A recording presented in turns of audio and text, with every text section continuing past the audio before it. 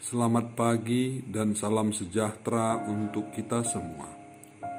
Bapak, Ibu, suster, dan anak-anak didik kami yang dikasihi Tuhan. Sebelum mendengarkan sabda Tuhan pada pagi hari ini, marilah kita tandai diri kita dengan tanda kemenangan Kristus. Dalam nama Bapa, Putra, dan Roh Kudus. Amin.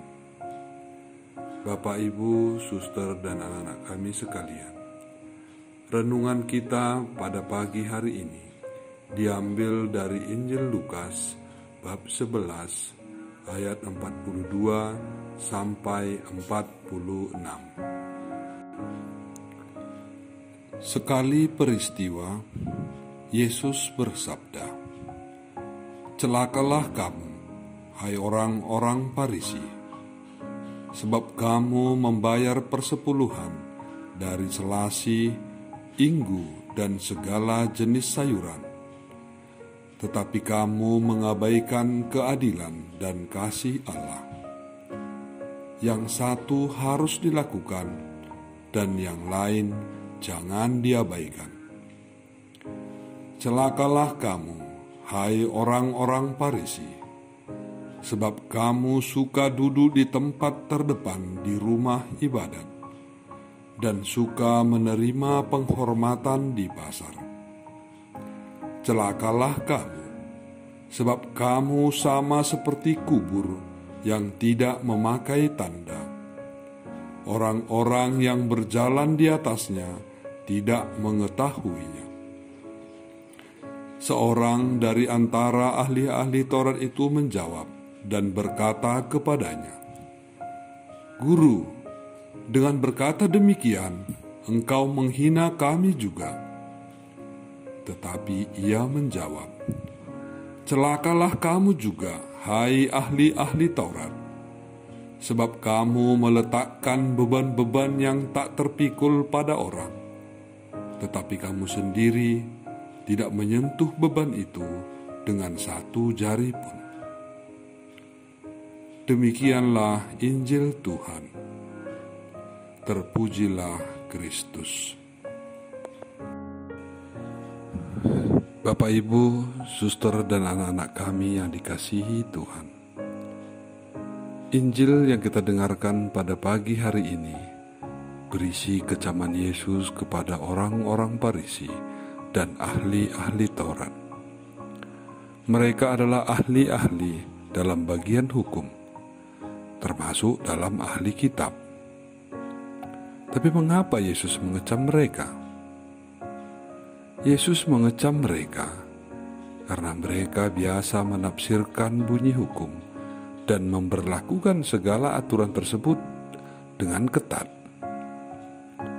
Hal ini semua akhirnya membebani masyarakat banyak dengan segala jenis larangan dan kewajibannya.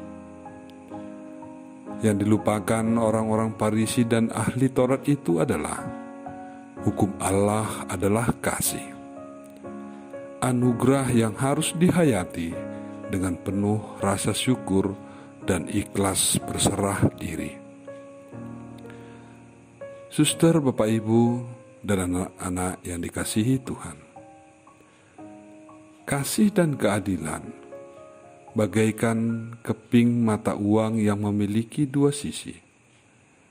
Dapat dibedakan, tetapi tidak dapat dipisahkan. Jika kita melakukan tindakan kasih, tindakan itu harus berbuahkan keadilan. Tindakan kasih itu dapat dilakukan dengan menghargai dan menghormati harkat dan martabat ciptaan Tuhan. Dengan demikian, tindakan kasih itu terwujud nyata dalam diri sesama dan ciptaan Tuhan lainnya. Sebagai pengikut Kristus, kita dituntut untuk senantiasa hidup sesuai dengan kehendak Tuhan. Kita harus menghormati dan mencintai sesama.